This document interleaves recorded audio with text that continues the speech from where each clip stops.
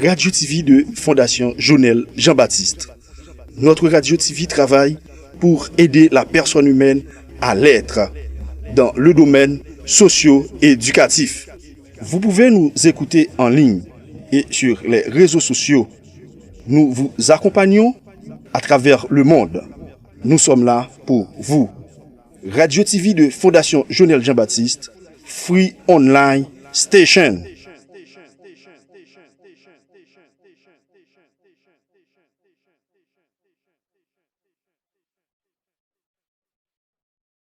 Radio TV de Fondation Jonel Jean-Baptiste. Notre Radio TV travaille pour aider la personne humaine à l'être dans le domaine socio-éducatif. Plus rien ne pouvait sauver la vie de ce bébé, jusqu'à ce que son grand frère fasse un miracle. Lorsque Karen apprit qu'elle était à nouveau enceinte. Comme toute bonne mère, elle fit tout son possible pour préparer son fils Michael, 3 ans, à ce nouveau venu. Et lorsqu'ils apprirent que le futur bébé allait être une petite fille, Michael décida de chanter des chansons à sa petite sœur, dans le ventre de sa mère, jour après jour et nuit après nuit. Il établissait ainsi un lien profond et sincère avec sa sœur, avant même de l'avoir rencontrée. La grossesse de Karen se déroula ensuite tout à fait normalement. Puis les premières contractions arrivèrent. Toutes les 5 minutes, puis 3, puis toutes les minutes. Malheureusement, des complications survinrent alors, et Karen passa des heures en salle de travail. Allait-elle subir une césarienne? Après un long combat, la petite sœur de Michael vit enfin le jour. Une petite sœur qui était alors dans un état critique. Toute sirène hurlant dans la nuit, l'ambulance se précipita jusqu'à l'unité de soins néonataux intensifs de l'hôpital Saint-Mary's, à Knoxville, dans le Tennessee. Des jours entiers s'écoulèrent. L'état de la fillette empira.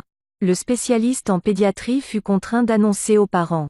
Il n'y a pas grand espoir. Préparez-vous au pire.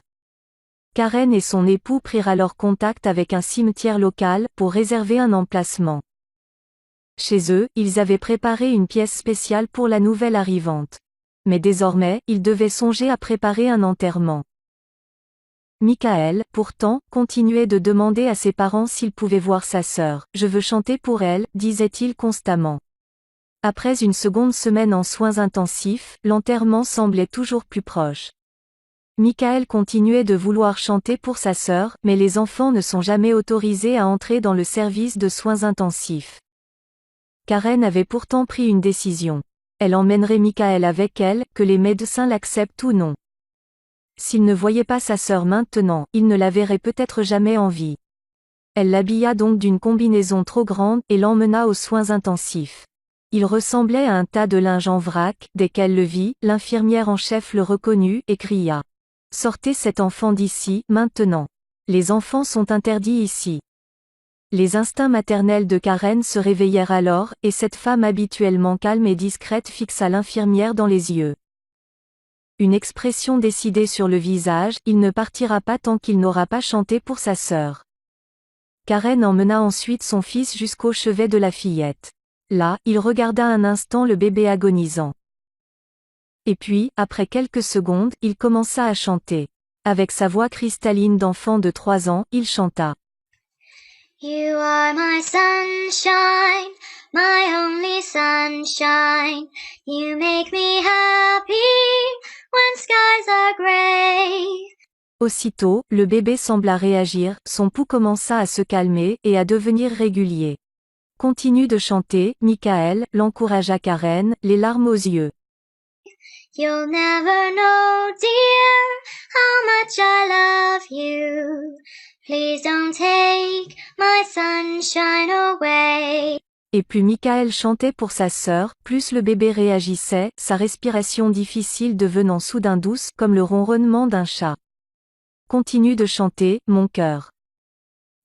The other night, dear, as I lay sleeping, I dreamt I held you in my arms.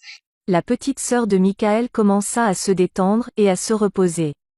Un sommeil réparateur sembla progressivement s'emparer d'elle. Continue de chanter, Michael. Le visage de l'infirmière en chef était désormais couvert de larmes. Karen, elle, était lumineuse. You are my sunshine, my only sunshine. Please don't take my sunshine away. Le lendemain, moins de 24 heures plus tard, la fillette était en suffisamment bon état pour pouvoir rentrer à la maison. Women's Day Magazine a parlé du « miracle du frère chantant ». L'équipe médicale, elle, a simplement parlé de miracle. Karen, de son côté, mentionne le miracle de l'amour. N'abandonnez jamais les gens que vous aimez, l'amour est la plus grande des forces. Transmettez ce message et cette histoire à tous ceux qui ont eu une influence positive sur votre vie. Aux yeux du monde, vous n'êtes peut-être qu'un individu, mais aux yeux d'un individu, vous êtes peut-être le monde tout entier.